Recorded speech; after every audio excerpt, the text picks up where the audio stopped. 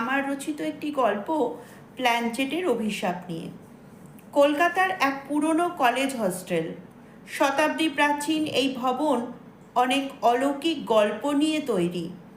রাত 12টার পর করিডোরে কারোর পায়ের শব্দ শোনা যায়। ঘুমন্ত ছাত্রদের কানে ভেসে আসে ফিসফিসানি। অনেকেই ভয় এসব শব্দ এড়িয়ে চলে, কিন্তু কিছু কৌতূহল ছাত্র সত্যটা জানার জন্য এক রাতে প্ল্যানচেটের ব্যবস্থা করলো। রাত ঠিক 12টা। 4জন বন্ধু, রূপক, শুভম, আদিত্য আর সায়ন একটি পুরনো কাঠের টেবিলের চারপাশে বসলো। মোমবাতির আলোয় ঘরটা রহস্যময় হয়ে রয়েছে। টেবিলের মাঝে রাখা একটি তক্তা, যার ওপর অঙ্কিত A থেকে Z, 0 থেকে 9 এবং ইয়েস আর নো এই শব্দ